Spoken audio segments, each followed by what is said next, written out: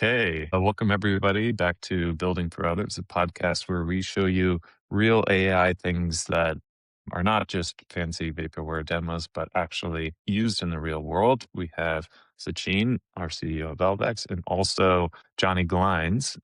Jonny Glines is a creative director who has worked with brands such as NBC Universal, Zephyr, Plex. He now runs his own design agency for clients such as A24, Cade Fire, Steve Aoki, and Bruno Mars. So a wealth of awesome experience. So hello, everybody. I'm going to tell a little story about how we met, but just want to say hi first. How are you? Hey, We're hey. doing good. So And Jonny what and is I the actually name? met. What is the name of the design agency, Johnny, really quick? So it's dxp.pro, and that's me and Tim Durant. He's the executive producer there. It's amazing. So quick plug there. Check it out. Go to dxp.pro. Yeah, dxp.pro.com.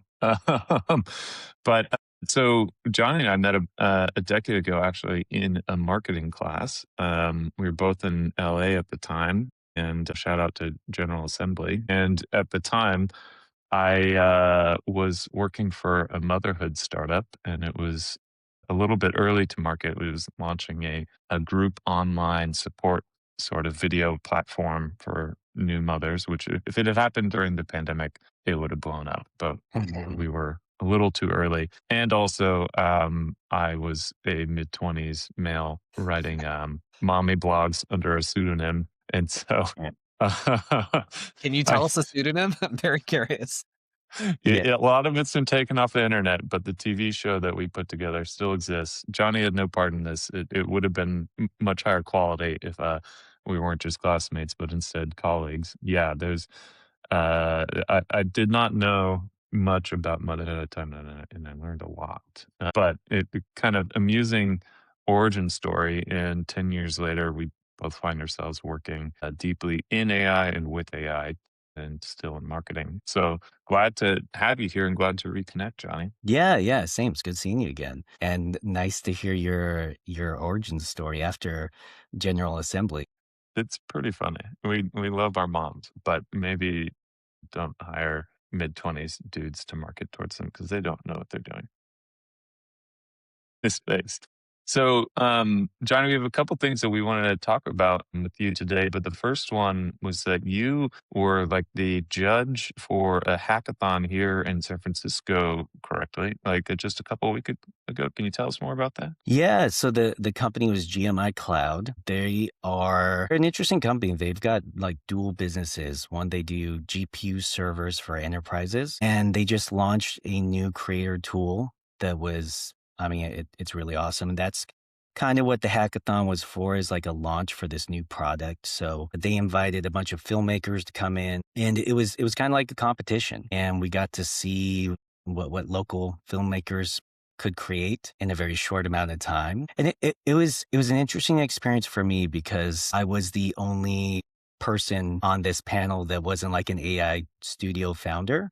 And I went in there and I was having such like imposter syndrome. I was thinking, why am I up here? I use AI in my production, but I ended up being such a great experience because I had so many questions. There were so many people that were interested in how like brands are actually using these tools in agencies. Cause I think we've been, especially in LinkedIn, we've seen so many examples of what AI can do, but I feel like now we're getting to the point of just because you can doesn't mean you should part of the conversation. And people are very interested in seeing like how brands are actually using these tools, what's actually making it on screen. And that's kind of my interest, is how these tools can like facilitate production in kind of a traditional pipeline. Well, that tension is exactly why we have been doing this podcast and talking with people. Is like every single day on LinkedIn or Twitter or wherever you see this new flashy demo that's like it's going to change the entire planet and everything, blah blah blah. And so we wanted to see what is actually happening, what is real. You being the only person on stage who's not, founder of an AI startup, but being like the guy who actually uses the software to do things is like exactly who we want to be talking to. Yeah. Glad to hear that. Did anyone at the hackathon, like, was there cool stuff they were doing? There's definitely cool stuff. I mean, it like a lot of AI videos I see, I mean, a lot of it is very gorgeous. There's great renders. And even some of it connects with me when it's kind of a location or it's like a sci-fi type of video. I think what we're seeing where there's so much cultural pushback is when we're watching two synthetic people trying to have a conversation. Even when they're not having a conversation, even when we're watching synthetic creatures in a commercial like that Coca-Cola example that, everybody is referencing, there's pushback against that. So yeah, what I did see is, some of these studio owners, even though what they're creating isn't making it onto the screen, one guy, he said he is getting like these brand deals to be able to do pre-production. So it is useful if you're going to spend $1 million, $2 million on a commercial before you go into production, to have someone build it out in AI first, so you can see what what it's going to look like before you make that huge spend. That's mostly the use cases that I've seen in terms of like AI studio owners. It's all been kind of pre-viz. Okay. Yeah, that makes sense. Like, what kind of questions were you getting from the audience when you were?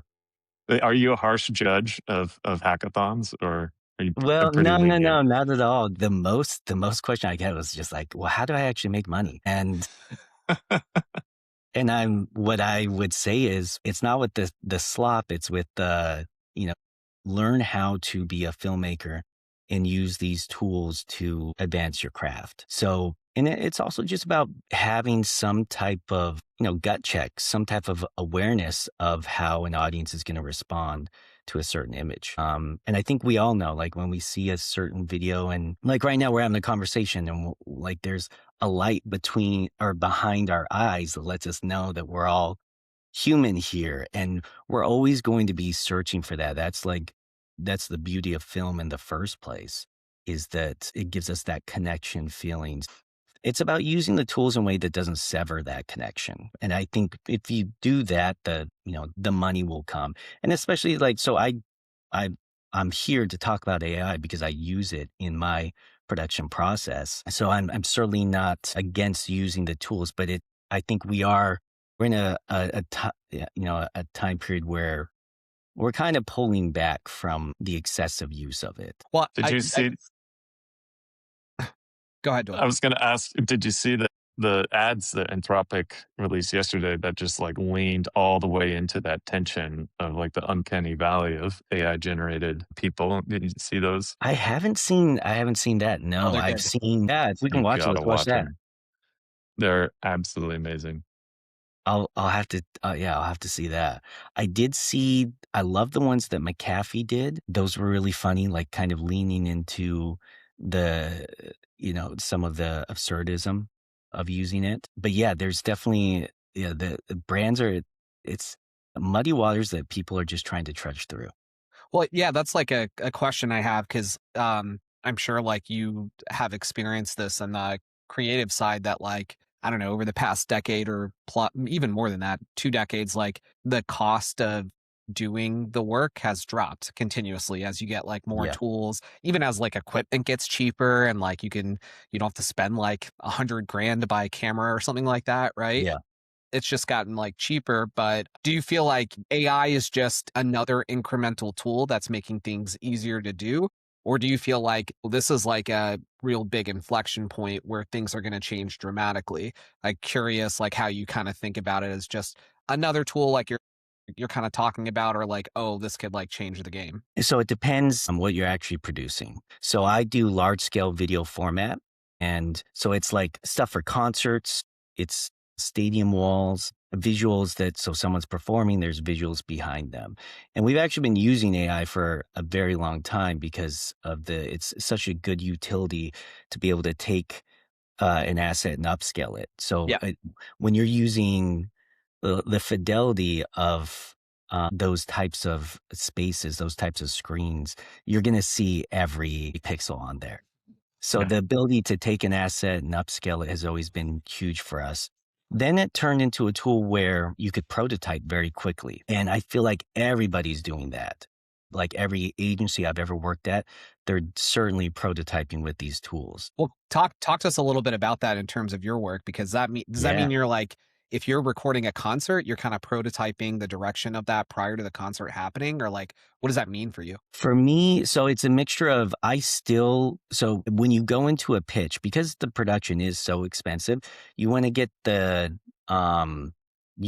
idea down as quickly as possible. The phrase I use is you want to get your ideas shot down as quickly as possible, because that's the process. Because once you do that, then you'll get to the good one. So being able to move quickly and being able to prototype, and I personally use Midjourney and share ideas that you can see actually in situation, that is extremely helpful. I also still use traditional tools like Pinterest, and that hasn't gone away, but I see that as being the way things are moving. Is now it's just like an extended version of Pinterest, where instead of just typing in some search terms, I'm going to type in exactly what I want. And if I don't get exactly what I want, I'm going to prompt it so I can try to share the idea a little bit more realistic to what's in my head. I think everyone who's worked in creative or marketing at some point has had the experience, probably many times, where it's like you have this idea, you tell the person who's requesting the idea, here's the idea. And then they're like, yeah, go ahead, do it. And then you go and spend a ton of time and energy making it. And then it's like, here it is. And that person is like, wait, this isn't what I said at all. And so, we've all been there, and like the ability for AI to help like turn this kind of idea into something that is more reactable, almost, I don't know if that's a real word, is kind of the key. So you had some examples that you were going to show us of like Yeah. production. Where do you want to start? Yeah, I'll start with, I want to give a shout out to this agency. Let's see here. I've got a couple things. Yeah, let's start here. So I worked with this agency, Dandelion and Burdock. They do immersive content, and we had this great project with Mustang. So the pipeline of this project was, we're telling a brand story in this warehouse in the arts district of LA. And we're telling the story of a vehicle, of a car within the different decades of the history. So it's 60s, 70s, 80s, and 90s. And it's being told where we're projecting this immersive experience on these different walls, audio telling this story. So the challenge of this type of project is, we're creating this world, but you obviously, for it to feel like a real world, you need to have people in there. And to do a green screen shoot of hundreds of different people dressed in different costumes of different decades would have just not really been realistic with this type of project, both in timeline, but also they've already spent so much money on the tech. What we did was we used a combination of Midjourney, Runway, to be able to create characters in AI that we could then composite into these scenes. Let me show you some of those. So what we did was we created these characters in AI, and what ended up working really well is to prompt them into actual green screen studios, which I thought was very funny. If you use AI, so all of these guys here, we'll see in another one, we'll watch them moving.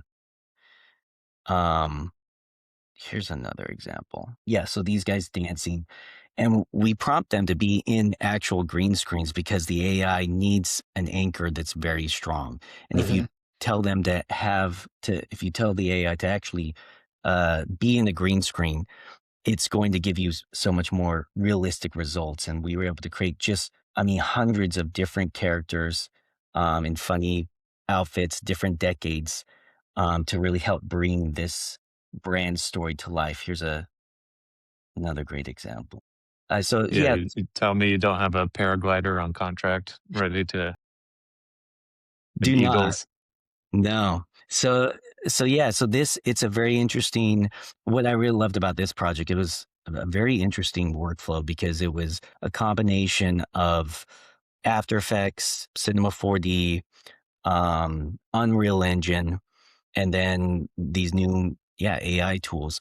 And then also we're of course using tools like Topaz that have always helped with upscaling. But yeah, this was a good example, and this is what people were very interested in hearing about at the hackathon, because it shows an example of what brands are actually using for campaigns, and it also shows like where's the threshold of their comfort.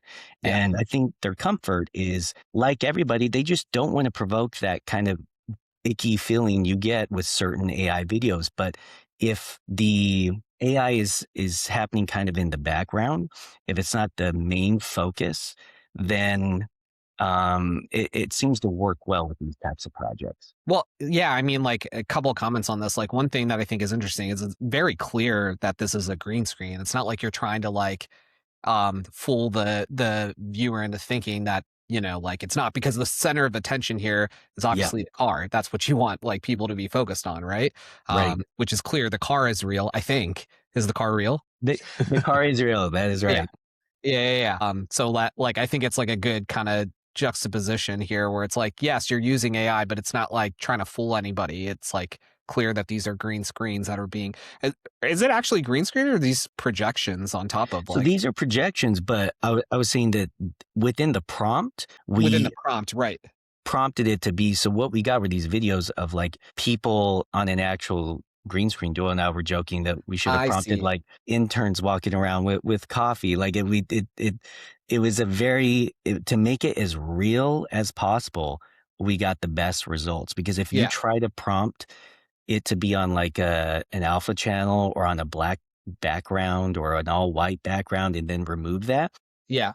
the results just aren't going to be good. So that was an interesting discovery with this project. Huh. Yeah. That The is other thing, yeah, go ahead. no, go for it. I was like, that I was is just gonna interesting. That's fun. say the other thing that this reminds me of was I can't mention who or what the campaign was, but I was talking to this other agency and the founder of this agency where the campaign they ran rather was like a kind of juxtaposition of like AI versus like kind of real humans or whatever. But Mhm. it's a sensitive company, and so what the crazy thing they had to do is they generated all of these images with AI because the company was so sensitive about like copyright, they didn't want to actually use the AI generated images. So then they went back and recreated the images that were generated from the AI so they would be like clear from a copyright perspective. Oh, Isn't that wow. wild? Yeah. Yeah, the hoops to jump through. Yeah. Uh-huh. Uh-huh. That's interesting.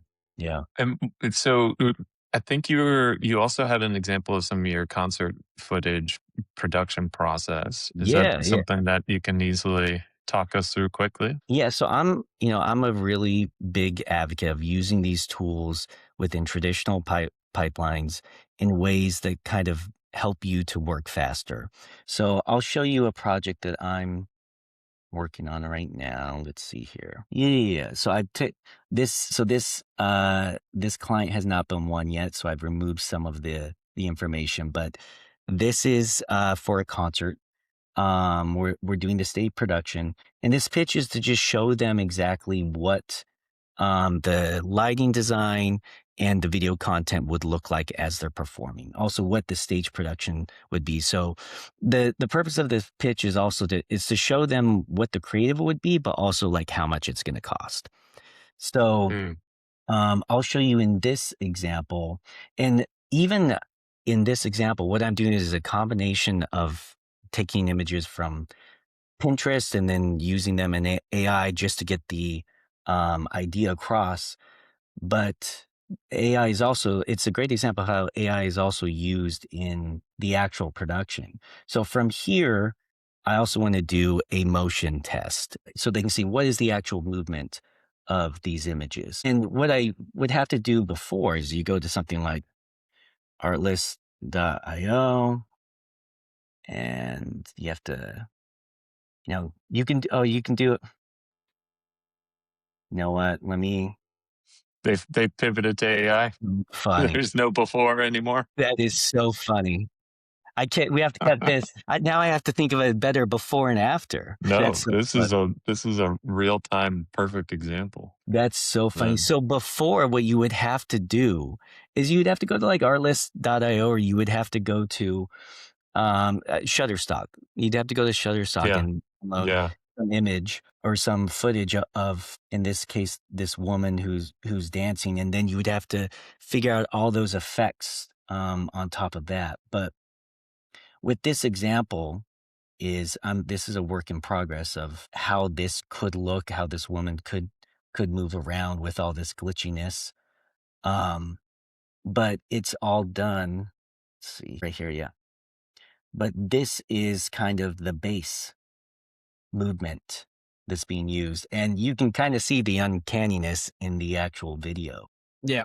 Yeah. Because the way that's being used, the way that we're actually applying it to this scene, at least, it's not going to give us that uncanny AI feeling when we watch it. So I'm a big advocate of using. Yeah, I love this part. Her head kind of Her head just totally turns Exorcist style. yeah.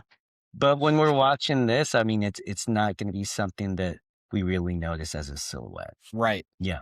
So it reminds me I don't have an example of this, but it reminds me of Disney animators when they wanted to get a specific movement, they would bring in actors and they would bring them in and they would kind of trace the key or draw the keyframes of the movement. So for example, Snow White twirling and dancing, they want to see exactly how that looks. You draw from life. So AI does kind of give you some opportunities to bring that into your process. I think the problem is when you just try to pass it off, when you try to just put it directly onto screen, that's when there's going to be some cultural pushback, and I think rightfully so. Yeah, there's Yeah. like one that's like pretty famous. I forget. It's like a famous dancer from the 50s and then they like create his skeleton out of it or something like that. Yeah. You know what I'm talking about? Yeah. Yeah. And it's like actually super smooth because they used a real person in it to keyframe on top of it. Right. It was like a skeleton, like ghost, and it had like such waviness, and the legs were like these kind of rubber hose types of legs. Yeah, exactly. Yeah. Yeah, that's a great example. Well, Johnny, this has been fun, and like I am not in the video world at all, and so when I get to see a little bit behind the scenes, it's always fun for me. Yeah, fantastic. And so I think you're spot on with like how people are reacting to, where AI shows up, and agree the production process is like where people are getting a lot of value. So just wanted to thank you I guess for just like joining us today. one last question for any like aspiring videographer creators, like what tips would you give them right now? Where you are, you have your own agency, you're kind of like working with these amazing clients, like what tips would you give them in this world of like AI and creative? I would say use it. I can't remember who said this, but like use it to improve your own brain model of like creating your own, like to improve your vocabulary around these tools. So like lenses, different types of cameras, color grading, all of that is like, if you don't plug it into these tools, it's not going to know what to do. So you have to learn it yourself. And it also gives you a great opportunity to like improve your palette, watch a lot of things, watch it intensely, and then take note of it and use AI to like really deconstruct how it was created. It's like, it reminds me of like when YouTube kind of became a university for everybody where you could learn anything. I feel like we're kind of going through a new moment with AI, where it's not necessarily going to be something that replaces people in terms of production, but it can help you to level up and to hone your creative voice. Awesome. I love that. Great to meet you, Johnny. Thanks so much for Great to chatting meet today. you guys too.